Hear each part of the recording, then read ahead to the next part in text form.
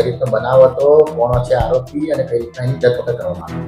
આજ રોજ સવારે 8:45 ખાતે વર્ધી આવતા આ બનાવ બનેલો છે અને સુરત શહેરના વેસુ પોલીસ સ્ટેશન વિસ્તારમાં કાશી વિશ્વેશ્વર મંદિર વેસુ ગામની બાજુમાં અકસ્માત થયેલો છે, જેમાં મરણ જનાર બેન ગંગાબા પાટીલ કરીને છે, જે 65 વર્ષથી ઉપરના છે અને જે ગાડી ચાલક છે એ પ્રકાશભાઈ ગોવર્ધનભાઈ અગ્રવાલ છે, તો તે સીએ છે અને 41 વર્ષની ઉંમર ધરાવે છે અને ગાડી સાથે એક્સિડન્ટ કરી અને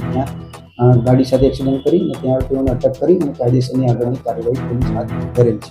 સાહેબ, અકસ્માત કેવી રીતે થયો હતો? ગાડી ચલાવનાર બાજુ પોતે ગાડી ચલાવતા હતા અને જેના મૂળ માલિક છે ગાડીના એ બાજુમાં બેઠેલા હતા અને તે પોતે પોતાનું કંટ્રોલ ગુમાવતા ગાડી સ્ટાર્ટ કરતી વખતે પોતાનું કંટ્રોલ ગુમાવતા તે પોતે અકસ્માત કરેલ છે. સીસીટીવીમાં કોઈ ઘટના કેદ થઈ છે? જી, સીસીટીવીમાં કાયદેસરની સીસીટીવીની જે ફૂટેજ લીધેલા છે, આગળની ઘટિત કાર્યવાહી કરવાની ચાલુ છે. આરોપીને અટક કરવામાં આવી છે. કઈ કલમ હેઠળ ગુનો દાખલ?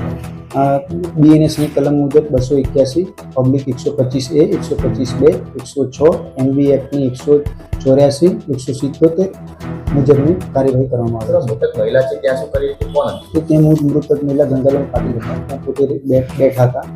ત્યાં અચાનક ગાડી ચાલકનો કંટ્રોલ ખોઈ જતા ગાડી એક્સિડન્ટ કરે છે.